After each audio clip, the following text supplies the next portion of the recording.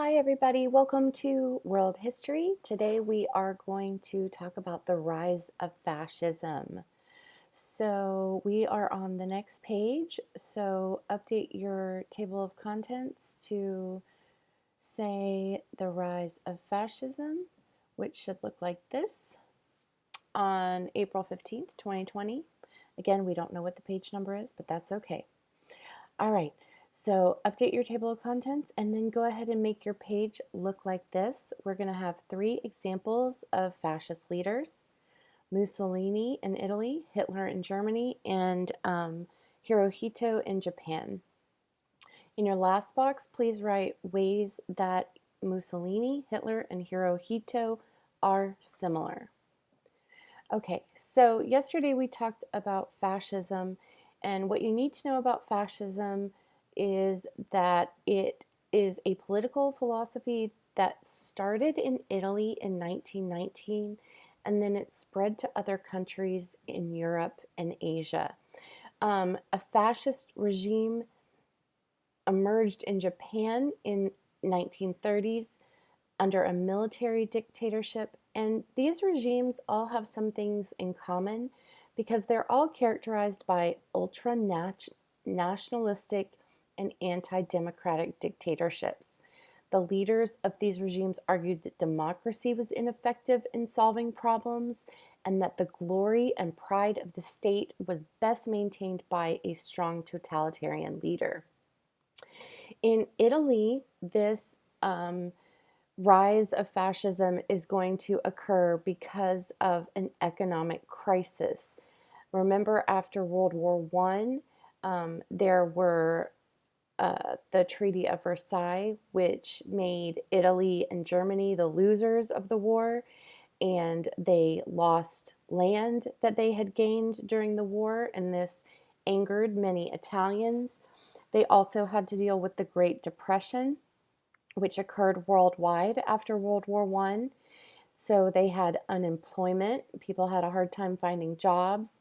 Inflation, which means that the value of their money was not as great as it was before. And the prices of goods were very high, and people really did not have any food.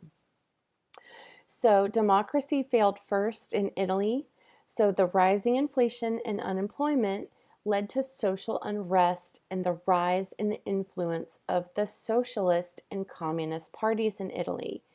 And these conditions generated a lot of fear among the middle and upper classes, who became impatient with the government's inability to maintain order and prosperity.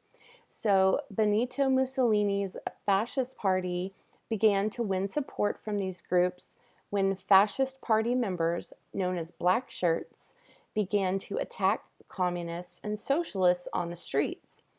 And in 1922, with growing support from the middle and upper classes, Mussolini led a march of 30,000 fascist party members on Rome. Fearing a revolution, the current king, Victor Emmanuel III, named Mussolini prime minister.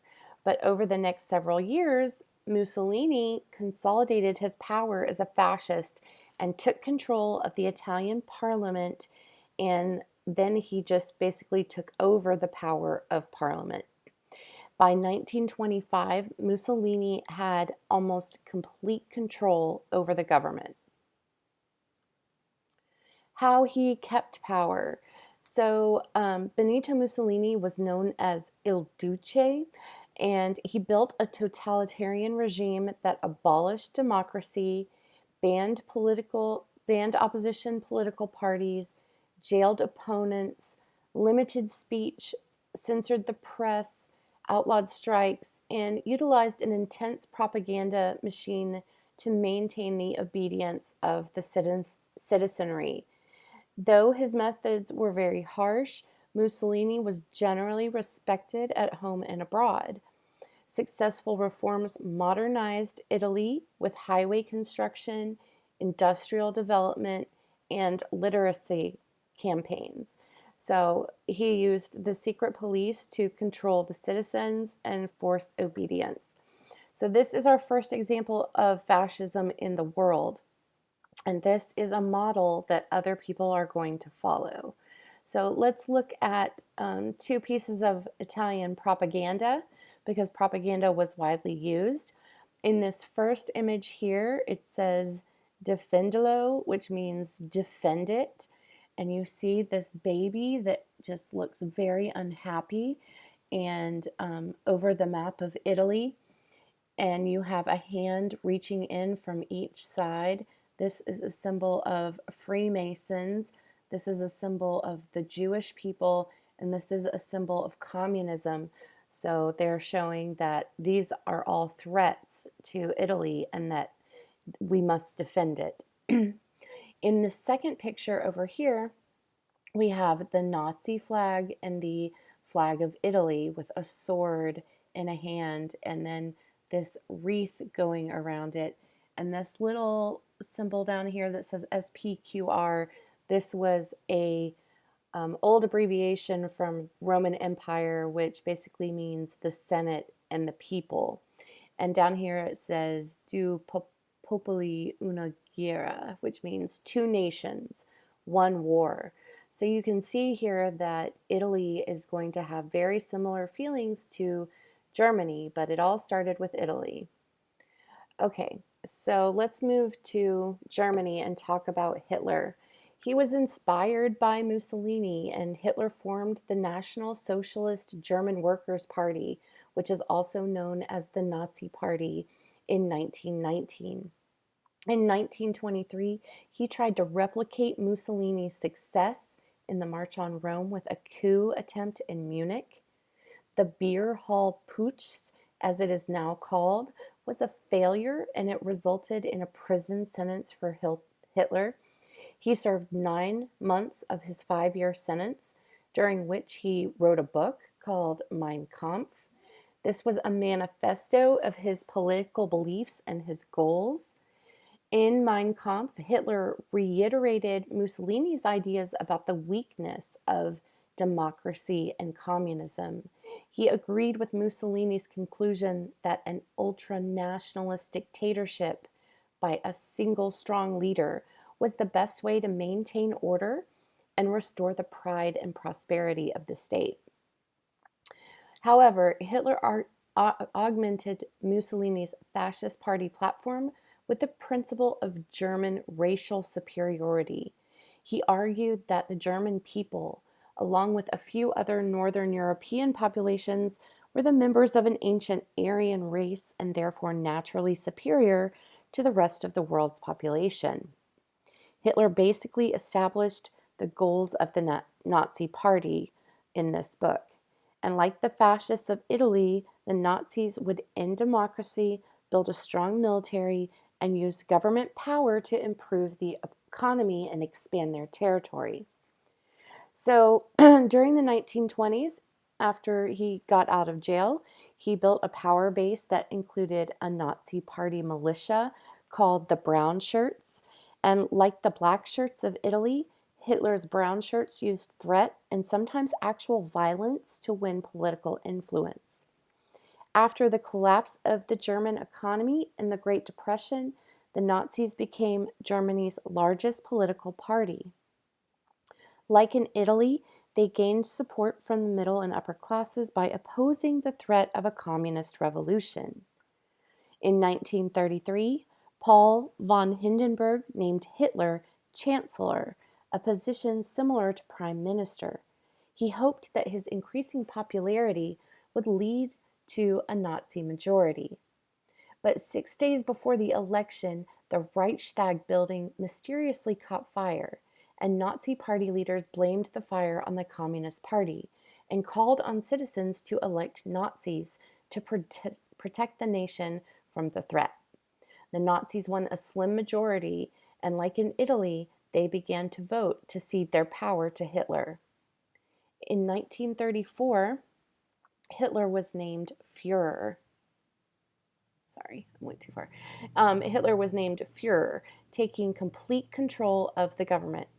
Like Mussolini, he built a totalitarian regime. This totalitarian regime abolished democracy, it banned political parties, it jailed opponents, it limited speech, it censored the press, and it outlawed strikes. And it also utilized an intense propaganda machine and police force to maintain the obedience of citizens. So these are all of the aspects of fascism that we talked about yesterday. You are eliminating your opposition, okay? No opposition political parties, jailing your opponents, limiting speech, censoring the press. All these things are done to make yourself look good, okay? He did do some good things like Mussolini in Italy. He had support from the middle class and the upper class because he increased industrial output and improved infrastructure and reduced unemployment. Here are a few images showing you propaganda from Germany. And this first one, we have Hitler looking very patriotic.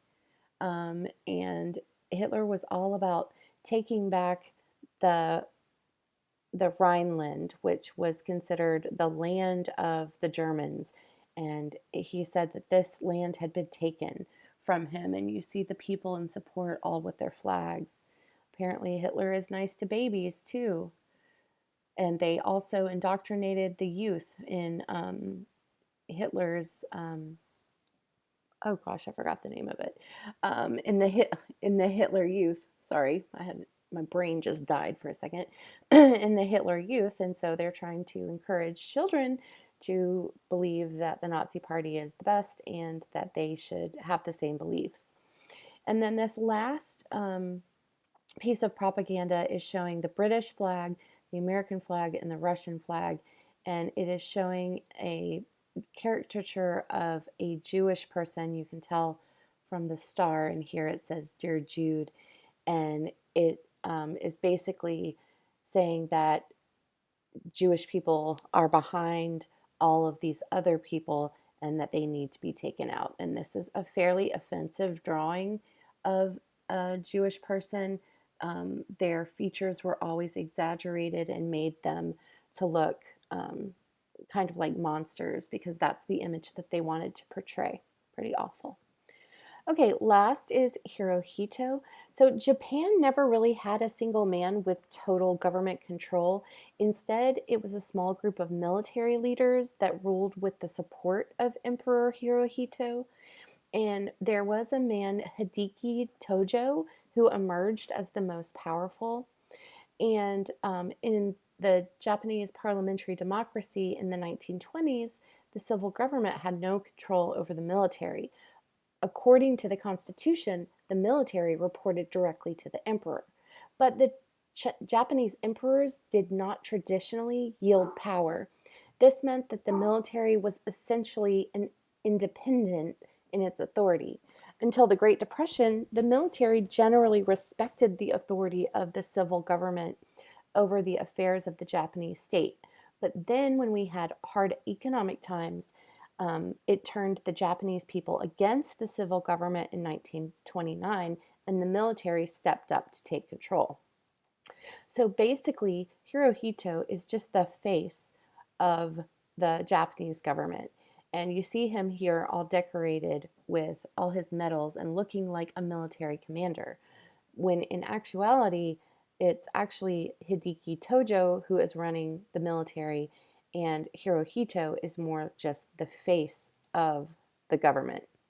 So the Japanese military seized control, and there was social unrest and popular support, which facilitated the military's gradual seizure of power. And the military decided to grow and expand the country's influence and power. So the first thing that they did was they immediately invaded Manchuria without the authority of the civil government. And by 1941, Hideki Tojo, the head of the military, had become prime minister. Like in Italy and Germany, militaristic nationalism supported the power of the new regime. In Japan, this nationalism was supported by a religious movement called State Shinto, And state Shinto gave the Japanese regime a race-based political ideology similar to the Germans. So they believed that their race was supreme and that they needed to basically take over the world. So they wanted to build an empire to in Europe to show, I'm sorry, in Asia to show that they were the master race destined to rule Asia. So this also made them encourage racist views and ideas against Korea and China, and they are going to do some horrible, horrible things to the people in China, and we will talk about that in one of our upcoming lessons. Here are a few pieces of propaganda from Japan, and they look a lot different than the propaganda from Italy and Germany. Here you can see that you have a Japanese soldier holding the Japanese flag, stepping on the British and the French in the Pacific Ocean, which is one thing that they do during World War II. They do island hopping and they take over a bunch of different islands in the Pacific. The middle poster is a picture of, or a caricature of Roosevelt, Franklin Delano Roosevelt, who was the president of the United States during World War II, and he's made to look like this scary beast that's going to take over. And then, of course, we have a poster of a prosperous and happy Japan. All right, finally, ways Hitler, Mussolini, and Hirohito are similar. They used the support of the people to help them gain power. They all held large public gatherings to keep propaganda machines rolling. And I don't think we really understand the extent of the propaganda that existed. And I think I'll throw a video on today's date under the module so you can look at it if you want to, because I think this is probably very interesting. And I hate to deprive you guys of good things like videos. They were hugely charismatic leaders. And yeah, I'll put that video up so you can see it. And they all use the economy to blame the current leadership and make people want them. So they basically all swooped in at a time where their country was vulnerable economically, and that helped them rise to power because they were, you know, bold and forceful and promising things. But I don't know if the people there realized how far they would take it. Okay. All right. So make sure that you take a picture and upload your notes for today. That is all. On Thursday, it's going to be a catch-up day. And then Friday, we will do one more lecture. Okay. Have a great day, you guys.